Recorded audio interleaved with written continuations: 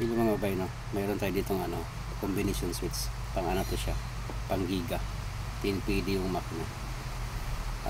Na-twist na namin to. Sabihin ko na lang kung para saan tong mga wire na to. Ito pala yung black, puro black to siya, walang lining. Ito yung ground nito. Tapos itong black din na may lining na kulay green, yan yung magiging supply nito. Siya yung magiging main supply niya. Bali ako, ang ginagawa ko dito ay ground yung sinusupply ko dito. Tapos ito naman yung red na may lining na green din siya. Para to sa ECC yung nakakabit dito para sa supply ng wiper. Tapos ito yung out ng wiper. Bali ito yung naging high and low.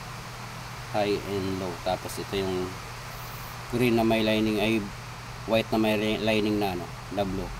Ito yung nagiging intermittent nya. Yan. Tapos ito naman yung yellow na may lining na blue.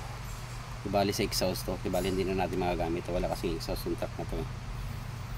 Tapos itong itong green na may lining na red ay para to sa sa busina.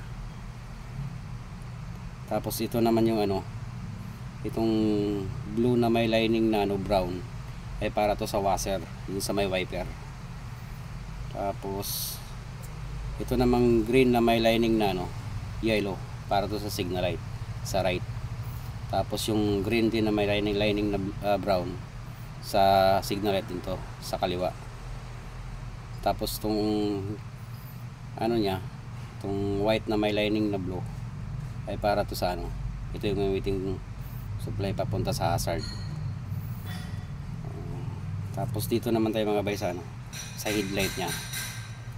Yung green na may lining na white ay para yan sa tail light. Green na may lining na white. Tapos yung red na may lining na black ay para yan sa passing. Tapos yung red na may lining na yellow, yan yung low beam nya. Tapos ito yung green na may lining na red ay para sa paglight yan siya.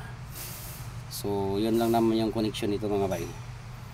Basta importante lang na makuha natin yung main supply para madali natin siyang i-trace.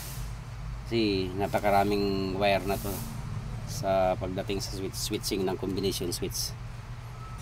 Kaya medyo mahirap din i-trace to pag hindi mo kabisadong i-trace. So ngayon mga bay, nakaabang na to, madali naman to siyang itap kasi may mga tagging na yan, may mga marking na siya.